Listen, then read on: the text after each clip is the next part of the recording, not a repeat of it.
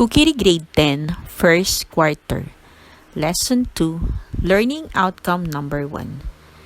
Our topic is Prepare Cereals and Starch Dishes. For Form, Mise en Place. Cereals. A cereal is any grain grass cultivated for edible components of its grain, composed of the endosperm, germ, and bran. The term may also refer to resulting grain itself. Cereals are usually starchy pods or grains. Cereal grains are the most important group of food crops in the world, named after the Roman goddess of harvest, Ceres. Rice, wheat, and corn are the three most cultivated cereals in the world.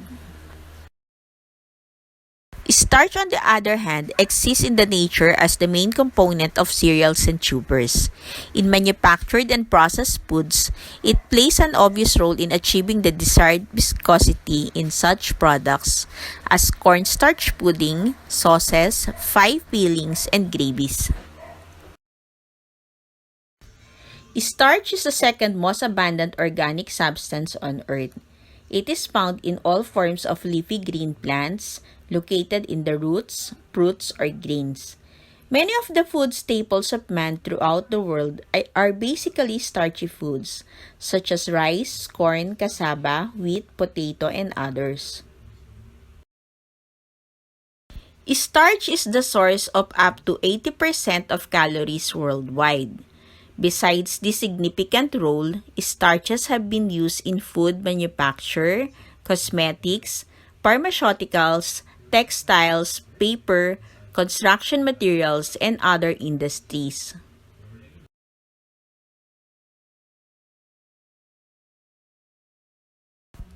The following are the tools and equipment needed in the preparation of starch and cereals.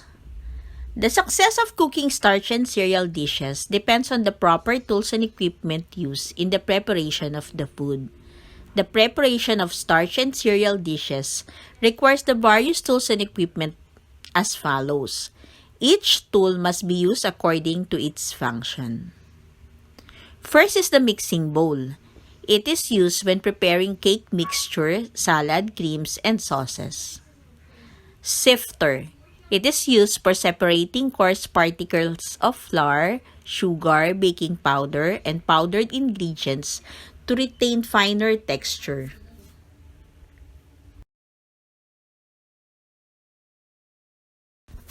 Wire whip. It is used for beating egg whites, egg yolks, creams, and mayonnaise.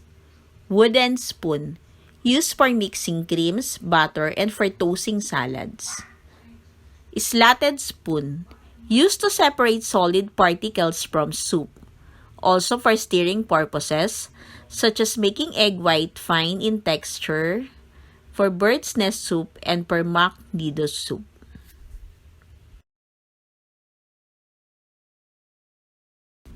Blending fork. Used for testing the tenderness of the meat, combining big cuts and particles of meat and vegetables, and for blending other ingredients with flour. Rubber scraper. Used for scraping off mixtures of butter, sugar, and egg from the sides of the mixing bowl. Strainer. Used for separating liquids from fine or solid particles, such as cocoa cream from coconut and a tamarind extract.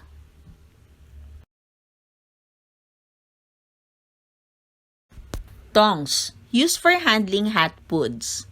Measuring cups. Used for measuring dry and liquid ingredients. Measuring spoon. Used for measuring dry and liquid ingredients which require a little amount. Saucepan and pots. Used for cooking meat and fish dishes with gravy and sauce.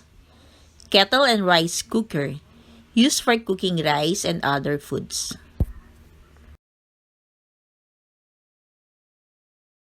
Pressure cooker.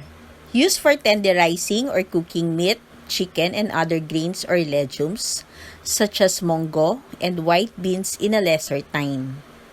Double boiler. Used for preparing sauces which easily get scorched when cooked directly on the stove. Steamer. used for cooking food by steaming.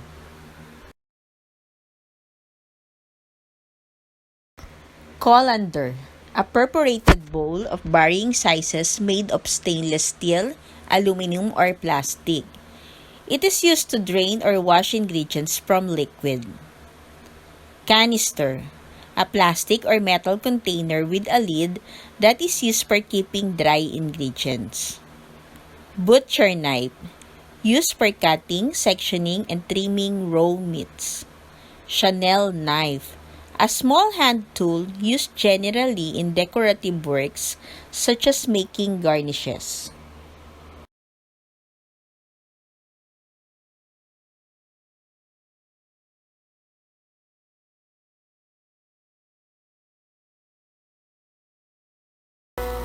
A time to remember.